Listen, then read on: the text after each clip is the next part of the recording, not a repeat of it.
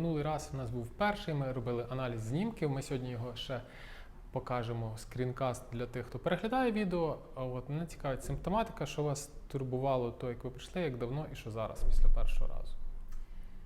Турбувало вже багато років біль в попереку. Так. Вона, не знаю чого, але чогось на осінь і на весну загострювалася. Літом я менше відчувала. А зараз з приходом осені, просто круглосуточно. Рано, вдень і ввечері. Тобто я вже пристосувалася з цим жити. Якщо в мене щось на підлогу падає, я не нагинаюся, я просто присідаю і собі беру. Угу. Я вперед, тому що якщо я десь неправильне движення робила, в мене прям стріляло в попереку і так. До такої степені, що іноді навіть хотілося просто впасти. Угу. І все. Як давно це було у вас? Це в мене десь вже років 3. Угу. Так, що Конкретно так. Конкретно, Угу. так. І лікарі сказали, що треба навчитися з цим жити, коли я зробила МРТ. Так. Там в мене декілька протрузій в попереку, і вони сказали, що це вони так мене мучають, і що просто треба навчитися з цим жити, і все. І коли я прийшла, воно боліло, я сиділа, я навіть собі представити не могла, що це я можу вийти, і воно не буде боліти. Дійсно, просто боліві відчуття були, але коли я лягла на цю штучку, Так. і ви мене там прижали, воно було больно, але потім якось біль ушла, і коли я пройшлася, і ви кажете, я кажу, не болить, я в шоці була, просто Угу. І ви кажете, нагнись, вперед, а я не хочу, бо я розумію, що там зараз щось йде, і воно опять мене буде боліти. І не хотілося так, але це більше психологічно. Туди-сюди, все було нормально, класно. Так. Вийшла, хотілося погуляти. Так. У вас була рекомендація гуляти. Так, походила. Прям не то, що рекомендація, на що мені прям хотілося ходити. Не хотілося ніде сідати, просто хотіла ходити, тому що воно мене не боліло і мені не мішало нічого. Угу. І... Так, що далі? Спустя тиждень було все добре, я захотіла на спорт. Так. Мене нічого не боліло. Йшла на тренування. Я не знаю, чи я цим порушила щось, чи ні, але мене один раз мене... Був дискомфорт? Да. Був настільки сильний, як був раніше, менше чи більше? І по тривалості, по інтенсивності мене цікавить? Воно по тривалості було менше, воно просто, я не знаю, годинки 3 я... Дискомфорт відчувала? Так, мучилася, але зараз, на сьогоднішній день, не болить. Тобто воно пройшло через 3 години і зараз не болить? Не болить зараз. Окей. Все решта, крім попереку? Все решта хорошо. Все решта хорошо. Окей, сьогодні допрацьовуємо, додивляємося, да? Давайте ще раз відтворимо в пам'яті, що там у вас відбувалося. Ми дивилися, робили загальний аналіз. Да? Ми дивилися, що по загальному аналізу, що нам саме важливо було, подивитися лінію вашого хребта, яка показує нам, що ви носите дуже велику частину вашого тіла за рівнем фундаменту. От, тобто шия ваша вирівнюється і прагне тягнути вашу голову вперед, тому що на рівні 7-го і 2-го хребців це має бути ось так, а воно у вас ось так. Ми дивилися, що трошечки дегідрований L5-S1, самий нижній міжхребцевий диск, от, і прийшли до висновку, що це була стара травма, да? Вашого крижового відділу. От тут. Далі ми дивилися на прямому знімку, як це все розташовано. І виходить, що хребет якраз ротувався в одну в другу сторону, він підлаштовувався через відсутність внизу стабілізації. От. І по розрахункам виходить у нас ліва сторона 75, права 71,3, крижовий відділ ротований з лівого боку, тобто він повернутий ближче до нас з лівого боку. І ми бачимо оцю от криву, я вам її показував, ми ще раз на неї подивимося. Видно, що крижовий відділ, він такий має вигин. Тобто це була травма ваша, з якою ви прожили якийсь період, що то, як ми з вами туди не втрутились. В принципі, все решта більш-менш в нормі. Є там трошечки зниження висоти міжхребцевих дисків, воно не критично. От з цим ви вже навчитеся жити. Тим паче, що симптоматики ніякої воно вам не дає. От. І відповідно ми бачили, що ви там трошки навіть спортом займалися по грудному відділу. От. Значить, наша задача на сьогодні ми допрацьовуємо з вами все, що знайдемо, подивимося, як воно на сьогодні працює, і далі я дам рекомендації. І окей, ми бачимо, що ще колись щось з копчиком відбувалося. З самого низу, бачите, він має мати таке продовження. Він чуть-чуть, отут от, зараз я вам покажу. Покажу, да. Що він отут от трошечки назад, бачите? Тобто це якраз була стара травма, яка пов'язана. Зазвичай люди, які падають і мають травми знизу, які призводять до якогось дисбалансу, то ці травми пов'язані з тим, що вони ще й на копчик падають. От. Тобто в вашому випадку це було реальне падіння на самий низ крижового відділу. Окей. У мене є ще вопрос. Да, задавайте питання. От скільки я себе пам'ятаю, я не чую на ліве вухо. Так. Не чуєте чи менше чуєте? Взагалі не чую. Взагалі не чуєте. І ви зверталися до лора? Мені поставили діагноз глухота 4-ї степені. Так. Як давно це проявилось взагалі? По дитинству я пам'ятаю, що мене воно турбувало. Я собі. А у нас якесь таке воспитання було дурне, я боялася мамі сказати. Ну, щоб не сварилася. Так. Ну так. А вже як стала більш в дорослому віці, юношескому, скажімо так, так вже мене Почало турбувати. Не то, що воно мене не турбувало, але я стіснялася цього. Ага. Більше соромились, так? Да. А потім вже як ближче до 30, то я поняла, що треба з цим розібратися, що я не чую. І я пішла до сурдолога, і вона мені сказала, я кажу, що з цим робити, вона не сказала нічого. А причини вони вам не називали? Ні. Не назвали, тому що вона, я не пам'ятаю, чи я взагалі чула, тому що ж я була маленька. Так. І наскільки я на своїй пам'яті, я не чую на це вухо. Наскільки я себе пам'ятаю. А там, чи я народилася така... Тобто, чи це вроджене, чи це набуте, ви хочете зрозуміти? Зрозумів. Питання цікаве, і воно буває пов'язано так. Таке буває, що, наприклад, перетискається нервове закінчення, яке якраз відповідає за роботу того чи іншого органу, чи системи органів. От.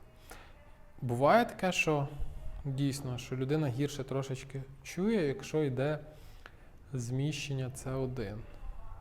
Шийного відділу, зміщення С1. От.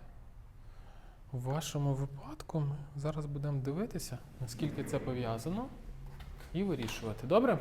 Так, у нас ще сьогодні є трошечки грудний відділ. Більше нижче чи вище? От тут, так?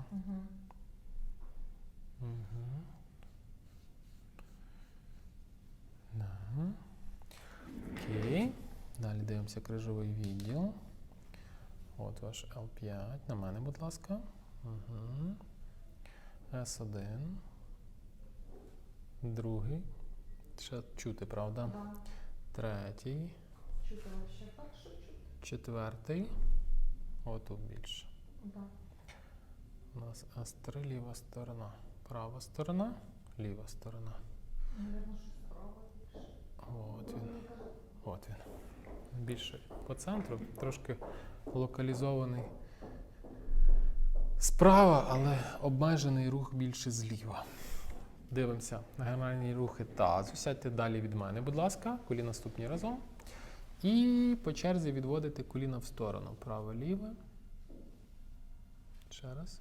Праве, ліве, праве, ліве. Да, трошечки ліва гірше, тому що вона підіграє. Ми ще тут бачимо трохи набряк. Тобто,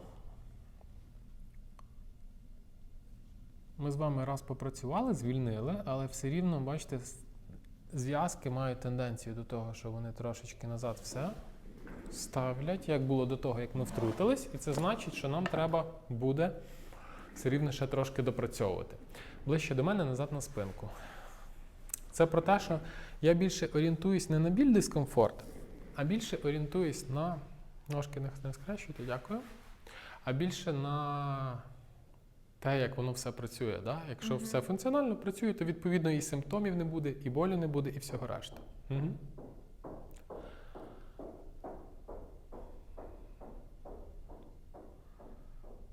Добре. Дивимося, що тут. Це ми перевіряємо С1. У нас сьогодні тут є індикація. Голову повернути вправо, вліво, вправо. Чуть-чуть вліво гірше довертається, вправо краще. Це значить, що він більше сьогодні зліва. От тут. Трошки чути? Ну так, нормально чути. Права сторона, Ні, не так. ліва сторона. Да, більше. Бачите, ця дисфункція може бути пов'язана з тим, що ви кажете. Може бути часткове відновлення, ми будемо бачити, що буде в подальшому. Значить, наша стратегія на сьогодні.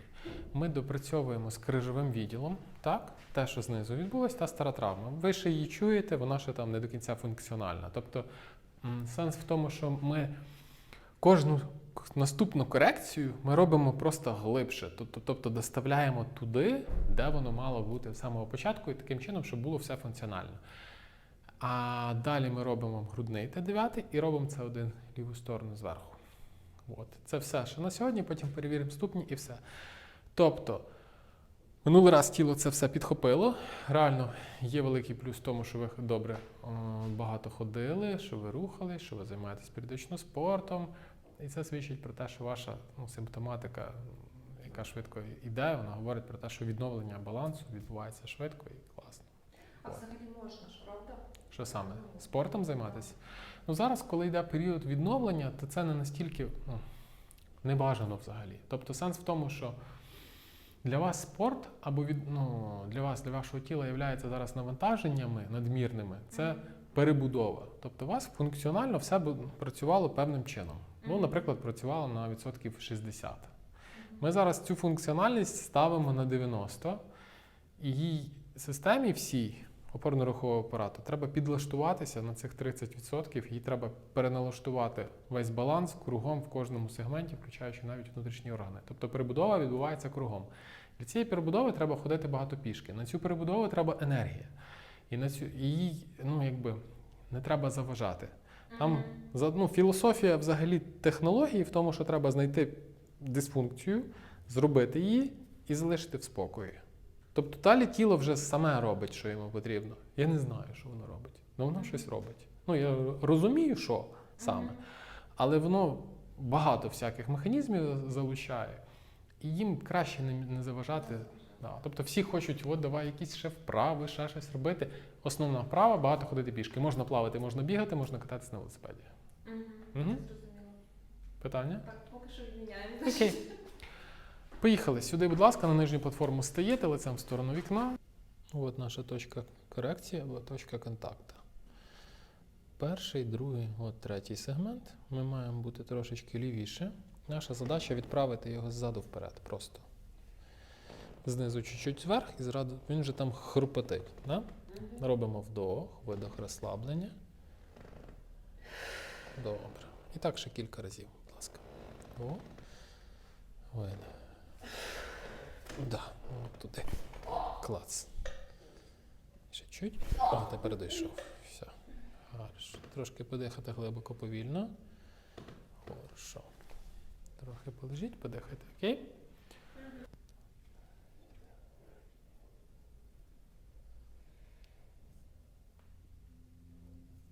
Вище. Нижче. Вище. Да, ось. Точка контакту.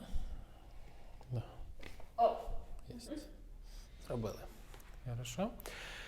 Голову повертаємо в лівий бік, лицем до мене, виходить, сьогодні. От наш С1. Да. Єсть. Вниз. Хорошо. Голову всередину. Лежимо, дихаємо. Повільно, глибоко. Хорошо. Трошки пройтись. Не спіша. Кілька разів вперед-назад. Не спіша, може крутитись голова. Що? Йдете вдох-видох. Зробіть, будь ласка, і скажіть, що зараз де відчуваєте, коли ви йдете. Все хорошо. Все добре, так? Да? Так. Ага. Да. Да. Ще раз повертаємося. Ще раз, будь ласка. Я дивлюся, як працює таз. Оці дві точки, вони мають рухатись вверх-вниз вертикально, і ми за ним спостерігаємо. Окей. Ще чуть-чуть ліва сторона не допрацьовує. Ми зараз її допрацюємо трошечки. Плече розслабити, коліно розслабити, відпустити. Добре. Угу. Ще чуть-чуть. О, єсть. Все, там трошки. Угу. Ще разок. Все. О, ліва, бачите, хорошо пішла. Клас. Ще разок. Комфортно йти? Да. Що де відчуваєте, коли йдете? Нічого не йде. Все добре, так? Да? Так. Хорошо, давайте перевіримо. На стільчик. Ми маємо чисто тут. І грудний відділ теж. Чисто. Окей. Хорошо, перевіряємо шию. Да. Ну так, як було все рівно. Правда. Да, чисто. Угу. Трошки тепла, але в цілому хорошо. Коліна ступні разом. Так, на мене. 5. 1. Рухається. 2. І оцей третій ми робили. От він. Ще гостро. Менше. Да. Ну, ще є трошечки. Чуть-чуть, але не так. Ну, менше, правда? Да. Коліна ступні разом, сісти трошечки далі від мене. Окей. І по черзі відводити коліна в сторону. Право, ліве. Праве. Ліве. Хорошо. Окей. Хорошо, підніміться, будь ласка, лицем до мене. Сильно стиснути праву руку. Сильно. Стиснути? Так. Розслабити.